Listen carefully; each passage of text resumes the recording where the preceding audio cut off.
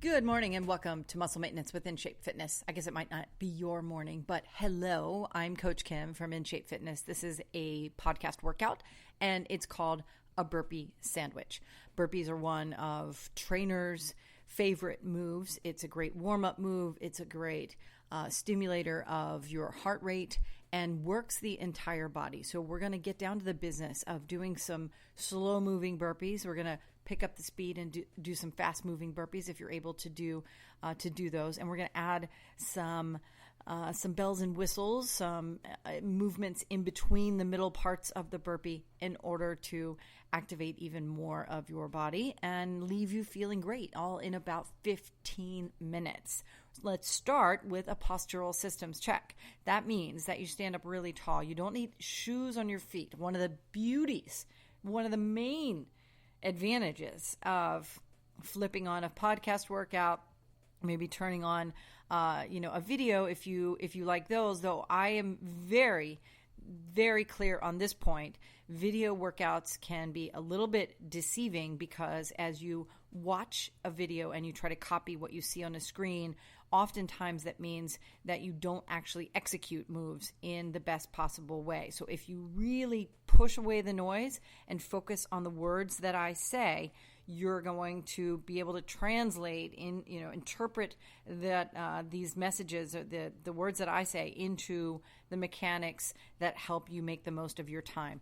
Now, the postural systems check is very straightforward. You just stand up, take a couple of deep breaths, inhaling deeply through your nose and exhaling through your mouth. You think about the placement of your body parts. That's the posture systems check part. So think about your head. Is your head on straight? Not proverbially, but actually, you want your ears and your shoulders to line up vertically. That means that your head is back, but not so far back that you're sort of straining the front of your neck, but just make sure that your ears and your shoulders are lined up vertically. That also means that your chest is open. So your shoulders are back, and you don't need to squeeze your shoulder blades together, but you can push all the way back and do a squeeze and then do kind of a standing cat if it helps you to kind of figure out where that middle neutral but optimal place is for your upper back. Then zip up your tummy muscles and tuck in your tailbone. And then make sure that your legs are stable. You got a little bounce maybe in your knees, but you do want to make sure that your feet are straight. Your neutral position in terms of standing up is not pushing your weight all to one side or lifting up your heels or rolling in on the inside of your feet. You want to think about making contact with your entire floor surface and then keeping your tailbone tucked in and keeping your the little bounce in your knees, not locking your knees. You're also able to kind of tree trunk your legs where you can squeeze your butt cheeks a little bit and activate your quads, your thigh muscles, so that you have the most amount of stability as you're standing up. So let's move a little bit now. You're going to start marching. Really easy. If you're going to march, that means you're going to lift up your knee high. You want to lift each knee to about the level of your waist. You can put your hands out, bend your elbows and put your hands out front so that you can, at your waist level, so that you know where your knee is supposed to reverse directions. You should tap the hand and then lower back down. Now, if you're pretty fit and you want to take this up to a high knee jog, that's great. We're going to go for another 20 seconds. And then we're going to do some butt kicks. We're going to do some squats and a couple of exercises related to your stability before we begin the work of interacting with the floor. A couple more seconds with those high knees, either a march, it could even be a skip, or the high knee jog. And last one. Okay, now I want you to make some big circles with your arms, extend your arms out to the sides, and then kick your heels back, activating your hamstrings, the back of your leg, and bringing your heel close to your butt. They're called butt kicks. Pretty simple. And again, this could be a walk. I sort of widen my foot stance when I'm doing it in a walk formation with those big circles going. Or if, again, you would like it to be a little more aerobic, you can take that up to a high or a butt kick jog. A couple more seconds. Okay, now the last couple of moves are for your balance and stability. And sorry, I'm knocking things around here on my desk this morning. Now extend your arms out to the sides, and what I want you to do is bring your feet into a heel to toe position.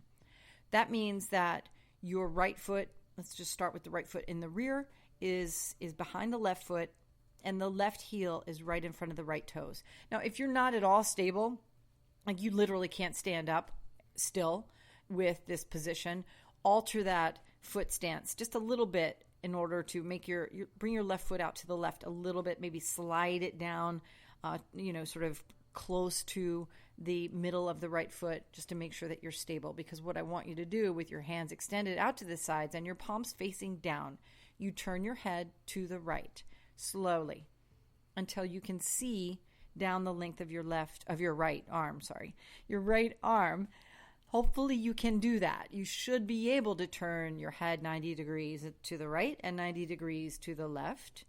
Range of motion, of course, is an individual characteristic, and different conditions in your life might make your neck and head tighter and may make that difficult. So do the best that you can. But you should feel the increased level of energy, the heat in your feet and lower legs, because you're having to stimulate the small muscles that reside and in your shins, the calves, and the ankles and feet. Now switch your foot position so that the left foot is towards the rear, and complete the same head turns again. Really, really easy stuff in terms of your stability. Okay, so this is called the lighthouse.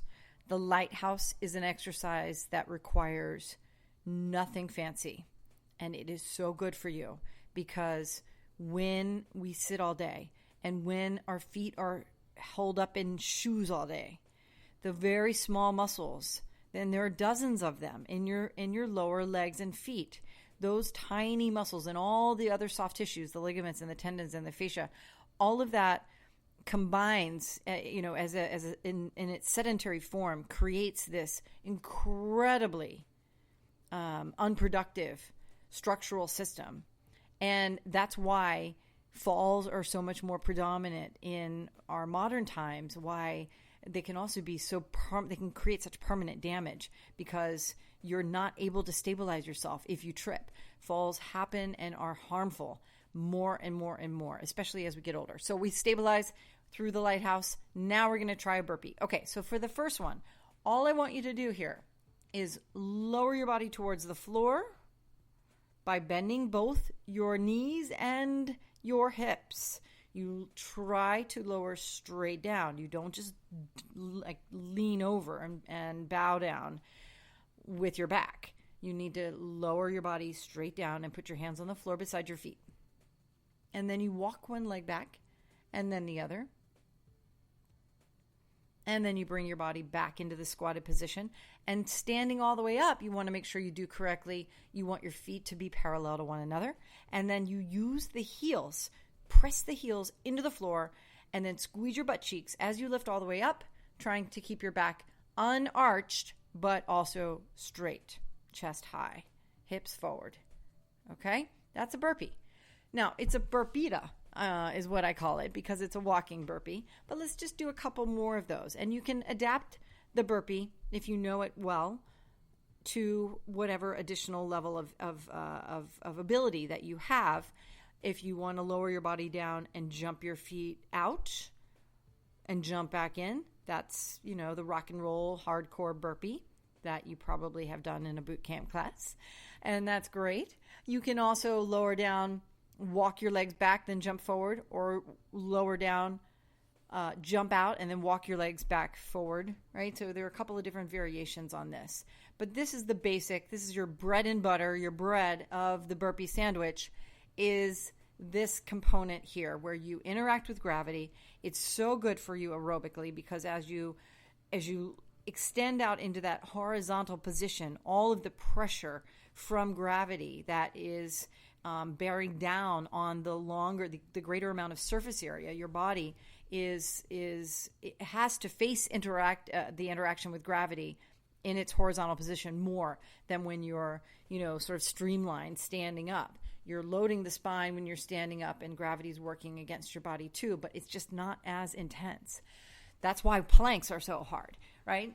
So let's start now adding a few things to make this fun. Now, the burpee sandwich, as I said, has lots of lettuce, tomato, and whatever else you want to put in there sort of stuff. So let's add a few things. Let's start by lowering back down and make a decision about how you want to get into the plank position, the middle of the burpee, which is the starting push-up position. So you get into the hand plank, the high plank, where you're out, you're extended back. And then we're not going to do a push-up yet. We're going to do one of those a little bit later as we get closer to the end. But just take your right knee, bring your right knee forward towards your right elbow. And then bring your left knee forward towards your left elbow. And then stand all the way up again. All right, so just a little knee crunch, little sort of oblique side crunch, if you will. Good. Okay, now let's squat back down, go back into a burpee. We're going to do that knee crunch again, right knee to right elbow, left knee to left elbow. And then you're going to lift up your left hand and tap the right hand. Put the left hand back down. Then pick up the right hand, tap the left hand, and put your hand back down. Then bring your body back into the squatted position and stand all the way back up. All right, so that's two pieces of, two innards of the burpee sandwich. We've got the knee crunch. We've got the hand tap. Now, let's go back into another burpee. We're going to do the knee crunch. Right knee to right elbow, left knee to left elbow, left hand taps right hand taps left hand. Now lift your butt all the way up into downward facing dog. You can do this. This is nice, right? It feels good to stretch out the back of the leg and then lower the hips almost as close to the floor as possible into an upward facing dog. And then straighten your body back out, bring your knees back in, stand all the way up. That's your third innard. Okay, we're going to repeat them all again. We're going to do 5 or 6 of these, not so many.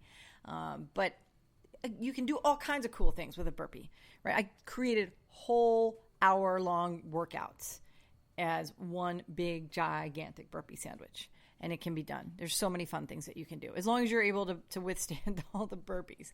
Okay. So let's go back down to the floor, back out into the horizontal hand plank position, and we're going to do the knee crunch. Right knee to right elbow, left knee to left elbow.